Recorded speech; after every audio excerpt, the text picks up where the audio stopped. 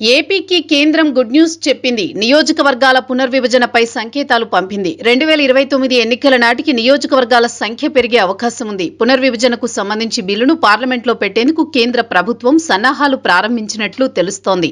అదే జరిగితే ఏపీలో అసెంబ్లీ సీట్లు మరో 50కి పెరిగే అవకాశం ఉంది. 7 పార్లమెంటు స్థానాలు సైతం పెరగనున్నట్లు తెలుస్తోంది. నియోజకవర్గాల పెంపు అనేది రాష్ట్ర విభజన సమయంలోనే ప్రస్తావనకు వచ్చింది. విభజన చట్టంలోని నియోజకవర్గాల పునర్విభజన ద్వారా రాజకీయ అవకాశాలు పెంచుతామని స్పష్టంగా చెప్పారు. పాలనా వికేంద్రీకరణకు నియోజకవర్గాల పెంపు చేపడతామని చెప్పుకొచ్చారు. కానీ ఇంతవరకు నియోజకవర్గాల పునర్విభజన జరగలేదు. ప్రస్తుతం రాష్ట్రంలో 175 అసెంబ్లీ, 25 పార్లమెంటు స్థానాలున్నాయి. తెలంగాణలో 17 పార్లమెంటు స్థానాలు, 117 అసెంబ్లీ సీట్లు ఉన్నాయి. అయితే పునర్విభజనతో అసెంబ్లీ స్థానాలతో పాటు పార్లమెంటు సీట్లు పెరిగే అవకాశం ఉంది. చివరిసారిగా ఉమ్మడి ఆంధ్రప్రదేశ్లో 2009లో నియోజకవర్గాల పునర్విభజన జరిగింది.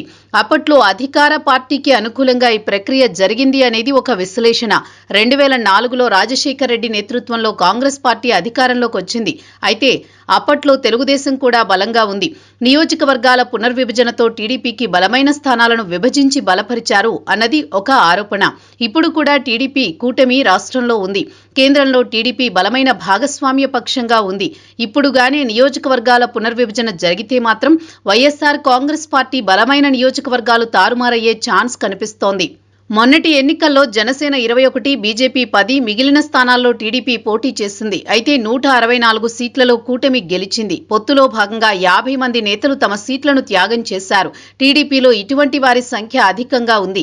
మరోవైపు జనసేనతో పాటు బీజేపీలో సైతం చాలా మంది ఎమ్మెల్యే సీట్ల ఆశావహులు ఉన్నారు.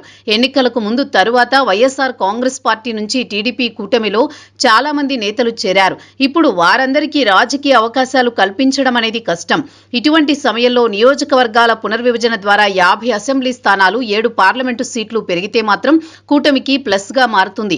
ఇంకోవైపు వైఎస్ఆర్ కాంగ్రెస్ పార్టీ బలమైన నియోజకవర్గాలు విభజనతో మరింత బలహీనమవుతాయి. ఇలా ఎటు చూసుకున్నా నియోజకవర్గాల పునర్విభజనతో టీడీపీ కూటమికి ఎక్కువగా మేలు జరుగుతుంది.